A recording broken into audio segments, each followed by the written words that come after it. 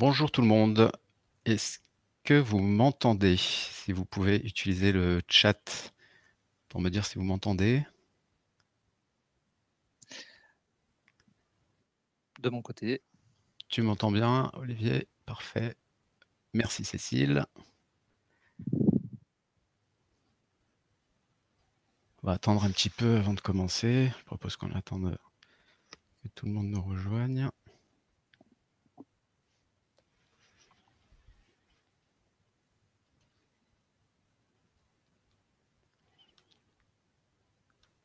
Bon, je propose qu'on commence. Bonjour à tous, bonjour à toutes. Bienvenue à ce webinaire organisé par Talentia Software et notre partenaire Altisis sur le thème de la gestion du poste client et du cash en période post-Covid. Je m'appelle Kamel Elouarari, je suis consultant avant-vente finance chez Talentia Software. J'aurai le plaisir d'animer ce webinaire avec Olivier Garneau, qui est directeur associé d'Altisis, notre partenaire. Bonjour Olivier. Bonjour.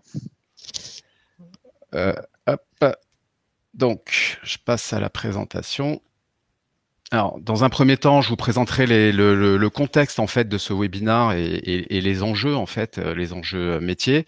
Ensuite, on vous présentera les solutions proposées par Talentia et Altisis. On aura une démo également de la solution Eagle Act que nous fera Olivier. On aura une séance questions-réponses à la fin. Donc, je vous propose qu'on commence et si vous pouvez couper vos micros. Voilà. Alors, le constat qu'on fait, en fait, en période post-Covid, donc il y a eu bien sûr cette crise sanitaire et économique.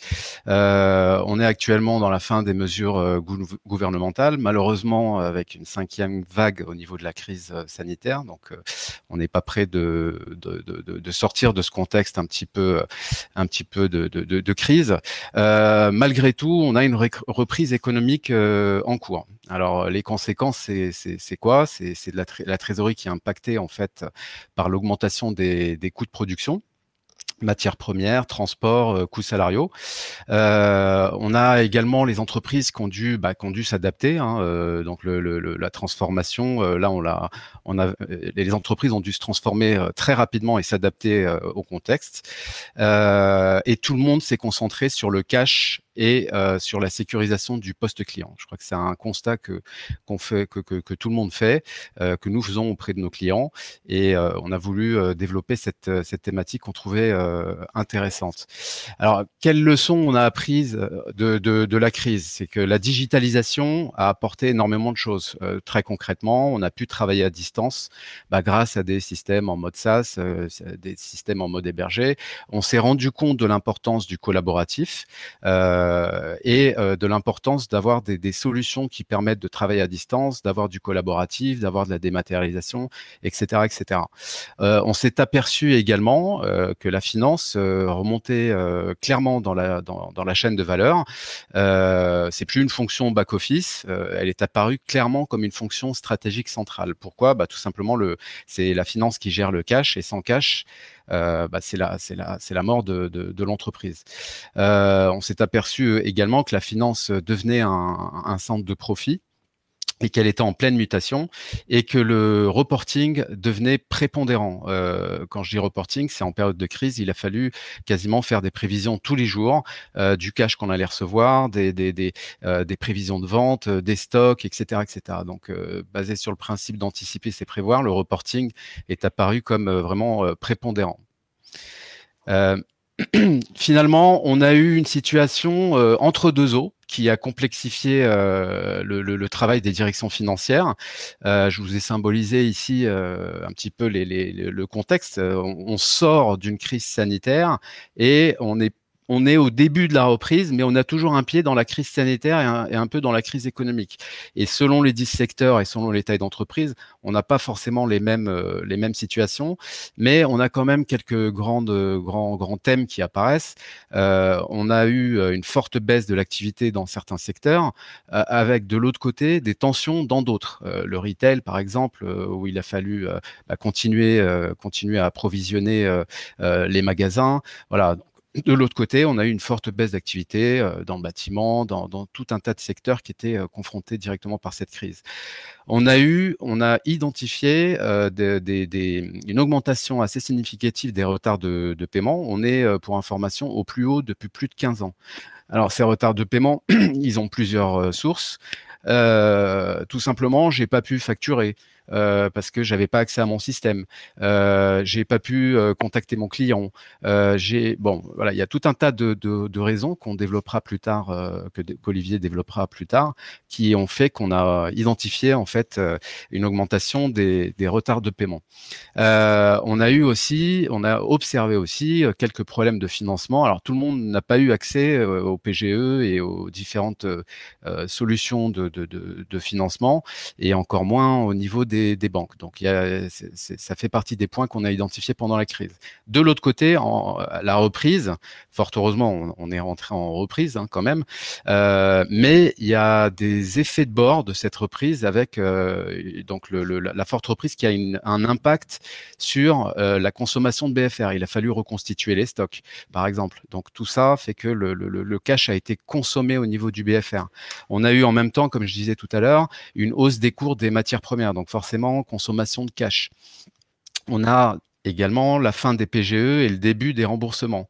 Et on a également un phénomène où en fait les entreprises ont privilégié le chiffre d'affaires par rapport au cash, parce qu'il fallait redémarrer l'activité, il fallait répondre à la demande, et on s'est focusé sur le chiffre d'affaires, et des fois au détriment du cash, pardon. Alors, quelle solution pour faire le lien? Donc, l'intensification de la culture cash nous paraît essentielle au sein de l'entreprise. Alors, faire du chiffre d'affaires, c'est très bien, bien sûr, mais pas à n'importe quelle condition. Il faut sensibiliser en interne sur la culture cash. Également, revenir à certains principe de base de un tien vaut mieux que Dieu tu auras. Donc ça, on est en plein dans le sujet de la gestion du poste client. On va faire un focus sur les conditions de paiement. D'accord. Également, motiver toute l'organisation en mettant en place des mesures salariales, des mesures qui permettent, par exemple, d'indexer, je sais pas, sur le chiffre d'affaires encaissé, sur le DSO, sur les délais de paiement. Donc tout ça pour mettre toute l'organisation en fait en ligne par rapport aux objectifs qui sont à la fois bien sûr le chiffre d'affaires, mais également il ne faut pas oublier le cash qui est très important. Quelle solution également, c'est avoir il nous est apparu vraiment impérieux d'améliorer la vision que vous avez de vos clients, avoir une vision 360 de vos clients. Pour ça, bien sûr, il faut des systèmes d'information qui permettent de le faire. C'est avoir une vision dynamique et prospective sur les clients, sur le cash, au niveau des promesses de règlement, au niveau des prévisions d'encaissement.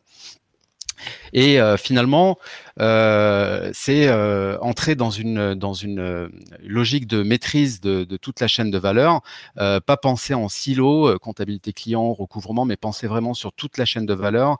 On parle souvent du order to cash, voilà.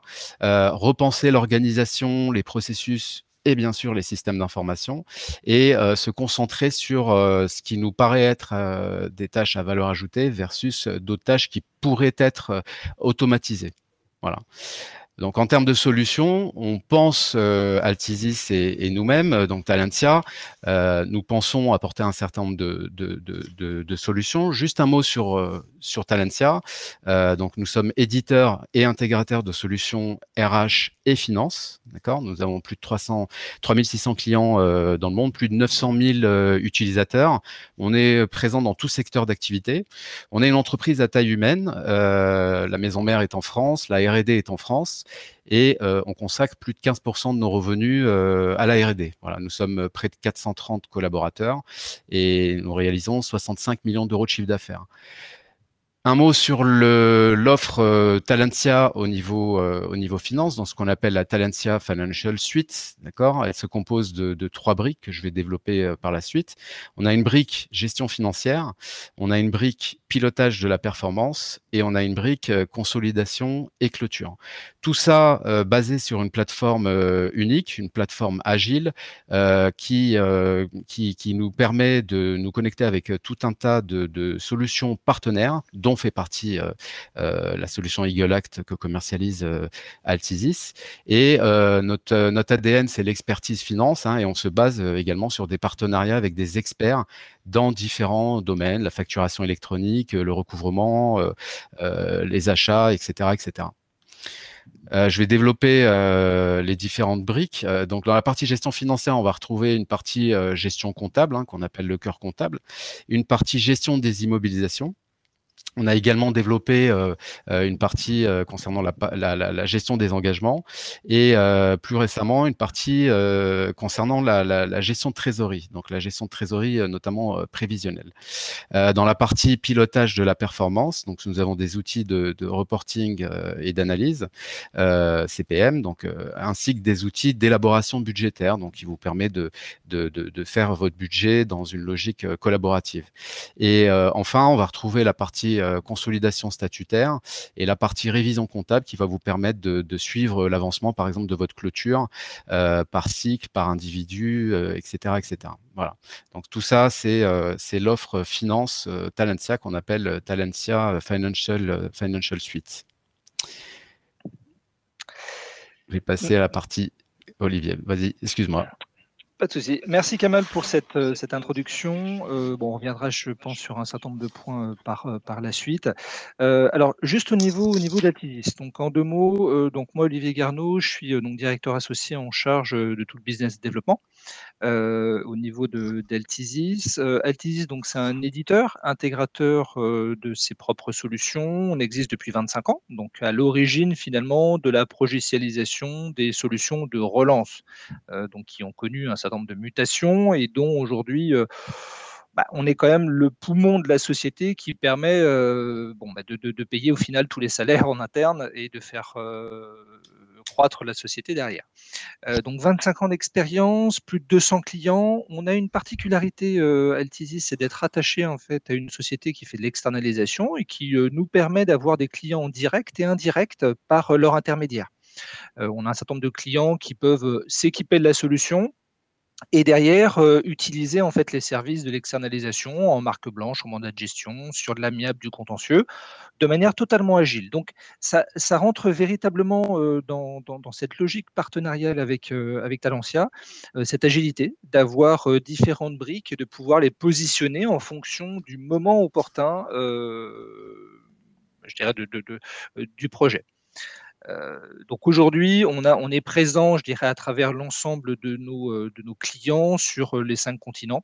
Parce que nos solutions vont être à la fois multi-entités juridiques de relance, multi-devises, multi-langues et multi-niveau hiérarchique au niveau des clients que vous allez pouvoir relancer, distinctement entre un groupe, une société fille et ses sociétés sœurs, et une centrale de paiement latérale, ou dans le cadre de consortium où il n'y a pas de lien capitalistique, mais un risque qui va être positionné. Donc très clairement, la solution va être ouverte sur ces différents sujets. Donc, la solution en elle-même s'appelle Eagle Act, que je vais vous présenter dans quelques instants. Les points importants en termes de bénéfices. Juste avant de discuter de la couverture fonctionnelle, alors je vous rassure rapidement, il reste 2 slides et après on rentre sur le cœur de la démo. En fait, l'objectif principal, c'est d'avoir donc des métriques qui directement permettent d'avoir un ROI qui puisse être mesurable, constaté. Le premier point, ça va être la réduction du DSO. C'est dès la première année, à partir du moment où on est capable de scénariser, d'automatiser un certain nombre d'étapes, de pouvoir mécaniquement en fait réduire vos délais de règlement. Le deuxième point, il va être sur la partie reporting. Pour piloter l'activité, il est extrêmement important d'avoir un certain nombre d'indicateurs clés, de pouvoir en créer de nouveaux et de gagner du temps, je dirais, dans la création, voire la diffusion en fait de ces reportings vers les différents commerciaux associés. La diminution en fait des provisions, puisque c'est finalement en lien avec les délais de résolution des litiges qui vont fortement diminuer. Donc ça, c'est un point qui, avec le Covid, alors certains secteurs, comme l'évoquait tout à l'heure Kamal, ont connu une baisse d'activité. D'autres ont redémarré relativement fort. En revanche, ce qu'on va constater, c'est que dans tous les secteurs, il y a une explosion des litiges. Parce que c'est pas forcément. À partir du moment où on est dans un litige, on sort des fameux délais de règlement, des 30 jours, la loi LME et autres. Et ça nécessite de rentrer dans un mode collaboratif interne pour traiter en fait ce litige. Être capable d'échanger entre la direction financière, le terrain, une région, une business unit et éventuellement avec un client et d'avoir toute cette information qui va être tracée au niveau de la solution au bénéfice de l'expérience de paiement. Donc, c'est véritablement là où on va gagner en productivité financière. Et au bout de la chaîne, bah, du coup, c'est la productivité tout court au niveau des agents en termes d'action de recouvrement, puisque tout ce qui va pouvoir être automatisé, pas de préparation, une alimentation d'un portefeuille de relance automatique, des alertes qui vont se déclencher. Donc, c'est tout un tas d'étapes qui vont permettre de mettre un focus sur je relance davantage de clients plutôt que de passer du temps à essayer de préparer un petit peu le contexte. Et si je récupère dans les flux d'import de données, notamment les duplicata de factures, je n'ai pas à aller les chercher sur des systèmes connexes, je peux directement les envoyer, faire de l'après-relance. Donc, c'est toutes ces étapes qui permettent au global d'avoir un ROI qui est quasiment immédiat et dans des délais qui sont très, très courts. Dernière slide sur la couverture fonctionnelle. Donc, la solution Eagle Act, elle est à la fois intégrée dans vos systèmes et elle va être totalement digitale. Bon, il y a un certain nombre de points que j'ai évoqués en introduction. Le point important, c'est que toute source de données va pouvoir être intégrée dans la solution de manière automatique, déclenchant finalement par rapport au paramétrage qui aura été mis en place, donc qui sont des et qui est toute l'intelligence artificielle qui est associée donc au paramétrage, donc alimenter en fait un certain nombre d'étapes qui peuvent être automatiques, des portefeuilles de relance, des alertes et des reportings qui derrière vont pouvoir être diffusés automatiquement vers les différents éléments. Voilà. Je vous propose de rentrer maintenant dans la présentation plutôt logicielle pour illustrer les points qu'on vient d'évoquer. Sauf si vous avez des questions.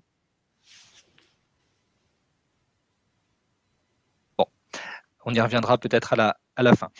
Donc, la solution Eagle Act, en fait, simple navigateur, un login, un password, et donc vous accédez sur un périmètre pour lequel vous avez un certain nombre de droits. Donc, naturellement, en fonction de vos positions régionales, nationales, sur une business unit par rapport à un groupe, tout est totalement administré dans le paramétrage.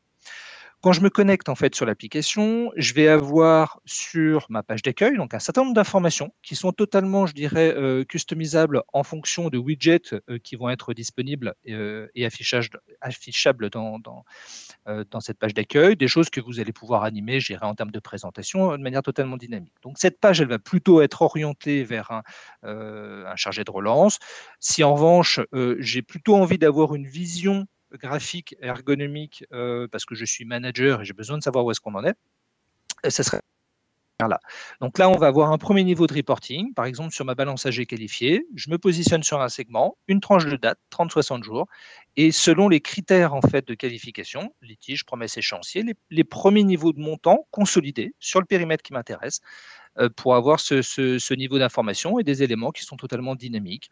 Donc, quelques exemples en termes d'évolution de CA par rapport à l'encours, du DSO, qui peut être un critère important concerné. Si vous avez ou pas une couverture par un assureur crédit, voir un petit peu quelle est la répartition dans le cas du multi-assureur ou entre votre crédit interne, dans ce que vous supportez en termes de risque, de ce qui pourrait être porté par l'externe, et un certain nombre d'autres informations.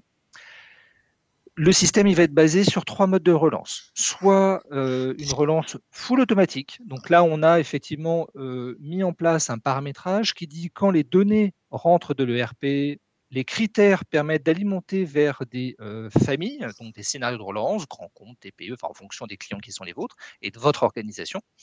Et la première étape peut être totalement automatique. Donc, à un moment donné, je fais un relevé, je joins ou pas des duplicata et j'envoie par mail vers mon destinataire. Donc déjà, je vais gagner du temps, notamment en termes de pré-relance. Après, je vais pouvoir donc dynamiquement déterminer quelles sont les natures, les étapes, le délai entre chacune de ces étapes. Et donc à ce moment-là, je vais reprendre la main au niveau de l'application pour, si certains courriers sont prêts à partir, dire j'envoie pas. Donc là, c'est déjà une aide considérable. la première étape d'industrialisation des pré-relances. Donc là, ça part. Donc là, on fait vraiment du gros volume pour informer et pour pousser l'information. Le deuxième niveau fait lien avec la préparation dont je parlais tout à l'heure, qui va être un grand gain de temps. C'est que très rapidement, vous allez pouvoir, en fonction des différentes qualités d'action, si je regarde ici, j'ai un peu plus de 1000 mails qui sont prêts à partir. J'ai un certain nombre de critères de recherche qui vont me permettre d'affiner en fait le contenu. Et à partir de là, la possibilité ici de pouvoir visualiser directement le mail qui va être prêt à partir avec là où les pièces jointes associées. Et si effectivement il n'y a pas de souci, à ce moment-là, vous envoyez directement en fait les mails concernés. Une lecture synthétique de l'ensemble des alertes, donc sur un segment particulier, qui vont être soit au niveau de la nature même d'alerte, donc un petit peu au kilomètre en nombre d'alertes concernées. Hop, je vais passer sur tous les portefeuilles, mais la possibilité de pouvoir regrouper en fait ces alertes par payeur, par client, par groupe, voire simplement par nature d'alerte. Être capable d'inverser en fait le process et se dire, bah, tiens, en retard sur échéancier, j'ai quel type de client? Et du coup, enchaîner finalement client après client sur une nature, une typologie particulière sur lesquelles vous souhaiteriez travailler. Si je rentre juste sur une fiche de présentation, l'ensemble des informations. Un gestionnaire se connecte finalement sur une fiche client. Ce client, dans cet exemple, il s'appelle ITM alimentaire. Il va être relancé par une entité par rapport au paramétrage qui ici est numéroté 600. Les informations qui remontent de l'ERP, donc l'ensemble des critères du paramétrage en parallèle, ont permis d'identifier que ce client va être associé au scénario grand compte. Ce scénario grand compte, il se décompose en différentes étapes. Et pour ce client, j'ai la capacité de voir l'ensemble des dernières actions qui ont été réalisées, une visualisation au niveau de l'échu, entre le non qualifié et ce qu'il a déjà été, et sur la partie basse, toutes les écritures concernées. D'autres éléments d'information peuvent être accessibles en termes notamment de jets, de documents, de fiches de synthèse sur la partie latérale. L'objectif ici, c'est de permettre à un utilisateur de se connecter, de voir ce client, qu'est-ce qui a déjà été fait, où est-ce qu'on en est dans sa qualification, et d'un simple clic de dire, bah, tiens, je vais créer finalement un échéancier sur mon périmètre financier. Premier écran, je sélectionne en fait les écritures qui m'intéressent. Donc tout est administrable en termes de colonnes d'affichage, bien sûr, avec un petit moteur de recherche en fonction de votre activité, puisqu'il peut y avoir un certain nombre d'écritures. Et deuxième étape, quel est le détail finalement de cette qualification? Donc là, j'ai 5 échéances. Donc, par rapport au montant, je l'ai splitté en 5 étapes. Je lui ajoute ou pas des indemnités, des intérêts de retard. Je détermine quelles sont les périodicités, les modes de paiement qui vont être convenus. Est-ce que je rajoute ou pas une notion d'acompte, quelle date et quel montant? Est-ce qu'il y a des frais qui se joignent? Un petit commentaire, le cas échéant. À partir de là, je peux créer directement finalement la synthèse en fait de ce qu'on vient de générer. Donc là, j'ai généré en fait un courrier, première page et deuxième page sur le deuxième exemple, un relevé de compte sur un détail concerné. Donc, bien évidemment, c'est dans le cadre de la relance, votre logo bas de page qui va être associé en fonction du périmètre concerné. De là, plusieurs possibilités. Enregistrer localement un certain nombre de documents. Donc, c'est ce même générateur qui vous permettra d'exporter vos reportings, notamment en format Excel, directement si vous souhaitez les retravailler. À partir de la première possibilité, vous pourriez, en fonction de votre activité, souhaiter l'envoyer par un prestataire éthique. Donc là, c'est plutôt déterminer quelle est la nature du pli du courrier que vous allez envoyer. Donc, dans certains contextes, envoyer une lettre recommandée permet de matérialiser en fait une date de démarrage effective. Là, je pense par exemple au bâtiment, mais ce n'est pas forcément l'unique cas. Deuxième point, c'est l'envoyer directement par mail. Et là, à partir de là, automatiquement, on va remonter dans ce mailer qui est intégré les contacts qui auront été injectés dans la solution par le flux d'import. Contacts que je peux compléter par d'autres contacts côté client, voire interne, être capable d'aller de joindre d'autres personnes en complément. L'échéancier, il est attaché, un petit glisser-déposer et j'attache d'autres documents, un contenu de mail, j'ajoute ou pas les duplicata et j'envoie. À partir de là, une étape simple, j'étais sur mon client, je l'ai eu au téléphone, j'ai déterminé que j'allais faire un échéancier. Quelles sont les modalités concernées, le périmètre financier. Je matérialise en fait cet accord qu'on vient de se notifier. L'information, elle est automatiquement, je dirais, tracée. le mail qu'on vient d'envoyer avec les duplicata associés. De manière totalement dynamique, vous avez toute cette historique qui va être associée dans la solution. Cette fiche client, deux petits icônes très importants, c'est la capacité, je l'évoquais tout à l'heure, de gérer le multiniveau hiérarchique côté client. Là, je suis sur un client 1 pour 1. Cette entité 600 travaille avec le client ITM. Maintenant, j'ai envie de remonter pour piloter un petit peu mon risque avec le groupe auquel ITM Alimentaire appartient. Donc là, je me retrouve ici. Donc, il s'avère que je suis, moi, société unique à travailler avec ce groupe et un certain nombre de filiales de ce groupe. Et sur ce premier écran, donc on va garder la même logique en termes de présentation, être capable de voir toutes les sociétés filles avec lesquelles on travaille et quels sont les chiffres clés concernés en termes d'encours, de solde, de CA annuel, donc de référence, puisque c'est important d'avoir cette comparaison, et notamment de DSO. Un petit clic sur le téléphone me permettra de rentrer sur la fiche dédiée si je veux aller derrière traiter un certain nombre de sujets. Et sur la partie basse, je vais avoir en synthèse l'ensemble finalement du périmètre financier et le détail de toutes les écritures associées. Dans l'hypothèse où on aurait besoin de travailler justement en mode collaboratif, la création finalement d'un litige sur le même mécanisme de sélection finalement d'écriture va me permettre cette fois-ci de pouvoir enclencher un workflow de délégation de traitement en fait de ce litige. Et à partir de là, en fonction d'une nature principale, donc là c'est vos listes déroulantes qui vont être initialisées, et de sous code litige. Donc ça, c'est des choses qui sont extrêmement importantes pour le pilotage.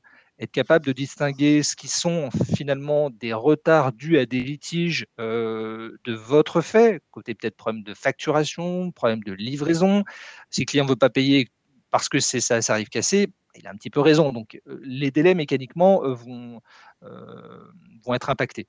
Et distinguer derrière si c'est un client qui est plutôt de mauvaise foi, si c'est un client qui travaille mieux avec une société sœur ou pas. Donc c'est toute cette relation en termes de confiance et de relation au cash entre un gestionnaire et son client, être capable justement d'identifier dans le passé, voilà le comportement qu'il avait, aujourd'hui, voilà le comportement qu'on a, éventuellement celui qu'il peut avoir en latéral quand je pilote avec la gestion du risque. Donc ça, c'est des choses qui sont extrêmement importantes. Et ce workflow, finalement, il va permettre d'envoyer un lien vers le commercial ou la personne concernée, qui, d'un simple clic, pourra se connecter finalement sur une fiche qui va lui être fortement allégée pour apporter finalement un commentaire. Et ce commentaire va automatiquement être positionné au niveau du litige concerné. Donc, exit les mails qui vont s'empiler dans les boîtes mails séparées par rapport à un cadre de relance qui va être quand même processé et industriel. Tout va être automatiquement tracé et donc être en capacité de mesurer l'implication des collaborateurs en interne vis-à-vis de la résolution en fait de ce litige. Et automatiquement, donc piloté par la déclaration d'une alerte, attention, il y a une évolution sur tel dossier, le gestionnaire va dans sa fiche et à partir de là est capable soit de débloquer, soit de la passer en promesse ou de créer un échéancier parce que le litige a été soldé.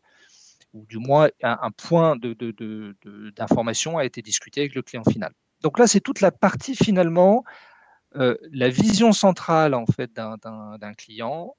Où est-ce qu'on en est? Quel est son encours qualifié? Quel est le détail finalement de ses écritures? Les échanges en mode collaboratif, sa position par rapport à un groupe, dans le cas où naturellement votre client est rattaché en fait à un groupe, mais ça peut être un gérant par exemple qui peut être multi-société. Tout est question finalement de critères de rattachement. Et en parallèle, alors plutôt pour une logique de pilotage du risque global, c'est la possibilité, alors si je vais sur une fiche comme celle-ci, voilà. Donc bien sûr, on va avoir 2 niveaux de recherche, de moteur de recherche. Une recherche qui va être avancée, multicritères et une recherche dynamique, sélection de caractères, donc aussi bien personne physique, personne morale, numéro de facture. Donc là, c'est plutôt une recherche dynamique à la Google qui est intégrée dans cette recherche client. Donc là, à partir de là, si je retourne finalement ma vision très opérationnelle pour avoir un regard plutôt de pilotage de risque. Donc là, je suis dans le périmètre où c'est une entité 100 qui relance le client Air France. Ce qui va m'intéresser, premier niveau, c'est de savoir est-ce qu'il y a ou pas un rattachement à un groupe? Pourquoi pas? Et donc aller piloter, je dirais, l'activité de ce côté-là. Mais surtout de me dire, donc là, je prends plutôt le regard du credit manager, c'est quelle est à date, quelle est la situation concernée? Donc là, j'ai 20% d'échéancier pour un peu moins de 180 000. J'ai ici 40% pour un peu de litige pour un peu moins de 360 000. En parallèle, sur une période d'analyse, donc là, je suis un tout petit peu plus d'1 an, je peux visualiser l'ensemble des grandes métriques en termes d'échus. Le DSO, je vois qu'il s'améliore par rapport au mois précédent. Donc, tout ce qui va être finalement capitalisé en termes d'expérience de paiement, puisque quotidiennement, on va faire une mise à jour des données de Talentia sur ce que le client doit en tant que tel. Mais je ne vais pas supprimer en fait l'information. Je vais la passer dans une table historique et constituer finalement un comportement de paiement que je vais pouvoir opposer avec la réalité des actions courantes et des informations complémentaires qui peuvent être injectées, de surveillance, Credit Safe, Elisphère, donc des sociétés tiers qui, elles, vont avoir une vision plus élargie, ou d'assurance crédit si vous êtes assuré. Donc, l'ensemble des informations va directement être consolidé et affiché sur cet écran pour vous permettre d'avoir une prise de décision efficace. Ce prévisionnel d'encaissement, lui, il va donc bénéficier finalement de cette expérience de paiement. Premier point, c'est sur ses habitudes. Sur 4 semaines d'un mois classique, il a tendance à me payer à quel moment? Et donc d'avoir une certaine pondération par rapport à ce qui derrière va être qualifié par le gestionnaire. Les chiffres clés, c'est toutes les qualifications en quantité, en montant. Ce qu'on ne voit pas dans le tableau, c'est les dates qui sont associées, puisque si effectivement il y a une promesse à telle date, est-ce qu'il a déjà la capacité de nous payer? Est-ce qu'il a déjà fait sur cette période-ci? Est-ce qu'on croit qu'on va effectivement encaisser les montants par rapport à cette expérience de paiement? Et sur la partie basse, c'est tout le scoring finalement que nous, dans le système, on va calculer et qui peut s'enrichir d'un scoring externe. Bien sûr, le scoring qu'on calcule, il va refléter vos règles. Donc, c'est pas, on ne vous force pas la main avec un scoring qui est forcément le nôtre. Si vous avez aujourd'hui une règle de calcul, on va l'implémenter, j'irai dans la solution. Et pour terminer sur la partie basse, donc dans cette relation pilotage du risque, ce qui m'intéresse ici, c'est d'avoir un distinguo dans les performances détaillées entre le client final avec lequel je travaille. Donc là, j'ai un certain en risque total, j'ai 457 000 euros. Mais le groupe avec lequel, auquel ce client final est rattaché, il pèse 646. Donc, grosso modo, la majorité de mon risque est porté par cette entité, donc Société Air France, que je relance. Et à partir de là, c'est très important de pouvoir être en capacité de dire, OK, aujourd'hui, on a le risque qui vaut X. Maintenant, on a déjà signé un certain nombre de contrats. On n'a pas encore fait finalement les facturations et donc les livraisons des produits. Ce que disait tout à l'heure Kamal, distinguo entre le chiffre d'affaires et derrière le cash, l'entrée de cash. Pour réamorcer la pompe, il faut effectivement remplir le carnet de commandes et du coup derrière, on est dans cette logique de portefeuille de commandes, portefeuille d'effets, de tout ce qui va être FAE, mais qui va être le risque de demain, dont on est obligé finalement de prendre connaissance aujourd'hui. Donc ce risque total qui va automatiquement se calculer, un petit confort, c'est être capable justement sur un périmètre de dire, bah, tiens, le poids de mes litiges se répartit de telle et telle manière par rapport aux différentes natures en fait, de litiges qui ont été déclenchés. Et le fait de sélectionner finalement une nature particulière à une certaine date donnée m'affiche finalement la nature de ce litige concerné. Donc là, je n'ai pas d'action réellement à injecter dans le système. Je consomme de l'information qui est éparsément distribuée dans le système. Et à partir de là, tout ce qui va être des logiques de dépassement, de limite de crédit vont automatiquement gérer et être calculés. Ce comportement de paiement, donc le passé, qui va me permettre de mieux appréhender les situations. Si on sait que tel client, régulièrement, en fait, on a une baisse d'activité sur une période de l'année parce qu'il y a une saisonnalité, parce que pour telle et telle raison. Ici, mon scoring, il est flat, donc il est plat, je n'ai pas d'évolution. Maintenant, il pourrait y avoir des comportements différents. Donc, c'est ces éléments-ci qui vont vous aider capitalisé. Et en parallèle, la logique de surveillance, donc là, c'est toutes les informations légales et financières qui peuvent être injectées dans le système, sur les partenaires que j'évoquais, ou d'assurance crédit, tout ce qui va être l'AIR, Atradus ou la COFAS, qui vont pouvoir de la même manière être intégrés dans le système. Au bénéfice de dire, est-ce que je suis suffisamment couvert? Est-ce que je suis peut-être trop couvert? Est-ce qu'on a besoin d'ajuster en fait notre politique de risque parce que sur tel et tel périmètre, moi, credit manager, j'ai la connaissance de notre organisation, peut-être des clients concernés, et je suis capable de faire le lien entre les deux. Et du coup, dernier point dans cette présentation, c'est la consolidation. C'est être capable de dire, je me connecte, je relance un client, je fais mon travail. Deuxième étape, je consolide cette information en termes de pilotage de risque, ce qu'on vient de voir à l'instant. Troisième niveau, j'agrège sur l'ensemble de mes clients telle et telle information. Donc là, par rapport à des familles de DSO, donc il y a une cinquantaine de reporting qui sont fournis en standard dans le système. Et la solution Eagle Act va se compléter par une solution décisionnelle qui, là, pour le coup, vous laisse la main à partir d'Excel pour créer finalement vos propres états. Ce que je vous montrerai en quelques instants. Donc là, par exemple, si je veux sélectionner sur mon DSO et je veux aller regarder par entité juridique de relance, je vais avoir un premier, donc dans la constitution en fait, de ce reporting, j'ai des critères de filtre qui me permettraient d'aller chercher telle ou telle société. Et à partir de là, j'ai un premier graphique, parce que j'ai souhaité le voir apparaître comme ça, qui se positionne. Et sur les pages suivantes, là, c'est plutôt des tableaux de résultats. Tous ces éléments, naturellement, sont exportables en Excel. Donc, soit un onglet au kilomètre, soit du multi-onglet, reflétant en fait les pages qu'on a à l'écran. Donc là, c'est totalement, je dirais, paramétrable et adaptable. Des éléments comme l'historique de l'activité, être capable de suivre finalement l'activité qui est la vôtre sur une période donnée. Donc là, par exemple, sur le mois de juillet, j'ai un certain nombre de créateurs, donc d'acteurs dans le périmètre de la relance. En termes d'appels, combien d'actions ont été réalisées par rapport à un total, je dirais, d'actions. Quelles sont les actions de relance automatiques? C'est toujours important de savoir si tel gestionnaire a une grosse activité, parce qu'en fait, il a beaucoup d'actions automatiques, donc ce n'est pas exactement le bon reflet de sa performance. Et si vous avez mis en place des campagnes, donc des choses qui sont parallèles, donc qui n'avancent pas les progressions de relance. Donc, typiquement, en termes de campagne, les campagnes d'impayés qui sont très souvent utilisées au niveau de l'application.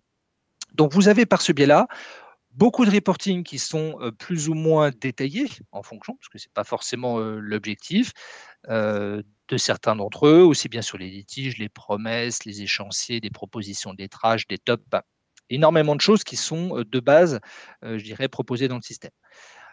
Va se compléter, je dirais, à cette approche intégrée, donc une dimension plutôt business intelligence qui a pour vocation de vous permettre, à partir d'Excel, de pouvoir structurer finalement vos propres reporting dans leur look, dans leur construction, dans les variables de présentation, mais de manière totalement autonome, et puis à partir d'une solution que vous connaissez bien, Excel, pour ne pas la nommer.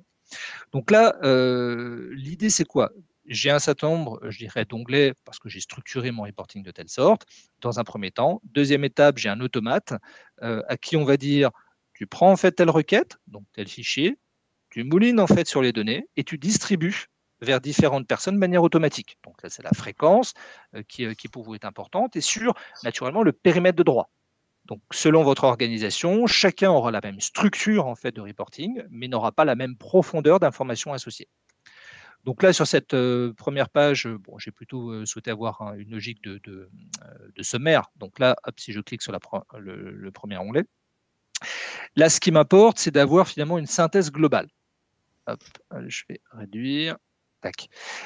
De me dire, mais quel est mon risque? Ce risque, c'est la somme finalement de mon échu et de mon non échu, mais en plus du backlog, ce qui n'est pas encore positionné. Derrière, ce qui est intéressant, c'est de savoir par rapport à mon équipe, quel est mon DSO actuel. Et surtout, entre le théorique et le hors litige, où est-ce que je me positionne? Est-ce qu'on a besoin d'accélérer les choses ou pas? À partir de là, la question qui se pose très souvent, c'est combien de clients actifs, combien de factures et où est-ce qu'on en est en termes de qualification? On a toujours du mal un peu à savoir où est-ce qu'on se positionne. Et de là, j'ai complété par un état de ma relance, à la fois en répartition, alors graphique pour les proportions et chiffré pour les montants, entre ce qui est qualifié et ce qui ne l'est pas. Et dans ces 35% de qualifiés, je constate que j'ai 66% de promesses et quand même 17% de contentieux. Donc voilà, ça me permet déjà de commencer de rentrer un petit peu dans la profondeur. Et à partir de là, je me dis, tiens, ça pourrait être intéressant de voir par rapport aux différents scénarios de relance qu'on a mis en place, combien de clients leur sont affectés et quelles sont les grandes masses financières concernées. Donc là, sur un scénario qui va être plutôt grand compte, j'ai plus de 3000 sirènes associées et qui ont, en termes de grands montants, une répartition particulière. Et si je rentre dans un premier niveau d'analyse, toujours dans une vision macro, là, ce qui va m'intéresser, c'est voir quelles sont finalement les grandes qualifications, avec la ventilation associée et leur progression dans le temps. Si j'ai ou pas une surveillance externe, je vais dire, tiens, je surveille ou pas toute ma base, quelle est la fraîcheur de mise à jour de ces informations et quelle est la nature des alertes qui ont pu être remontées en fait par ces sociétés de tiers. Donc, vous n'avez plus besoin de suivre les alertes sur les mails qu'ils vous envoient. Les données, elles sont connectées dans le système. Vous avez paramétré finalement les alertes que vous suivez dans l'application, aussi bien sur des procédures, des évolutions de scoring et autres, et vous monitorez finalement cette information directement dans le système. Et derrière, si je rentre cette fois-ci dans des niveaux de détail, cette famille finalement administration va être utilisée par 3 entités de relance chez nous. Donc là, c'est dans le cas du paramétrage. Et quelle est l'efficacité d'un segment par rapport à un autre? Ici, ce qui va m'intéresser, c'est plutôt un côté dynamique. Si je veux prendre mon entité 360 et la mixer avec les clients de nature PME, voilà sur l'exemple un premier exemple de tableau qui va être directement proposé.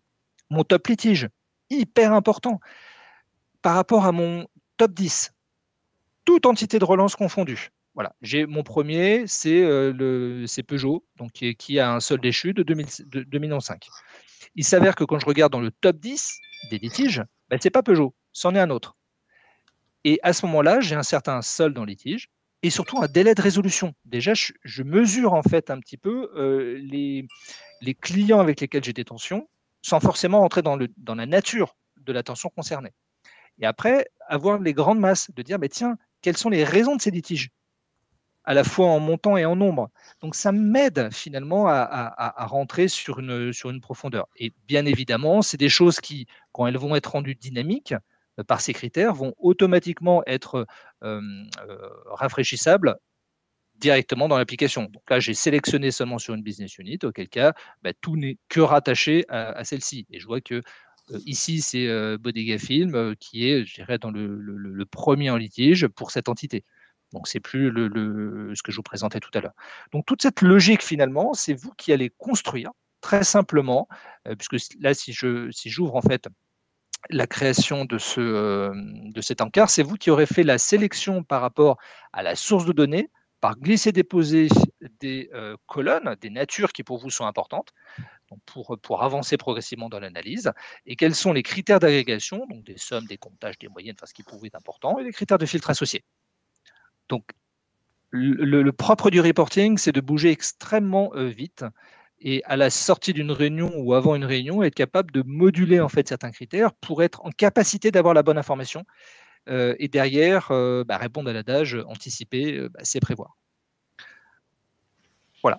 Est-ce que vous avez des questions particulières sur ce premier tour, je dirais, d'horizon assez rapide, parce que c'était un petit peu l'objectif de cette matinée. Non, Olivier, il n'y a pas de questions dans le chat, donc vous avez dû être très clairs tous les deux. Donc, vous pouvez continuer. Je n'ai pas de questions sur notre chat.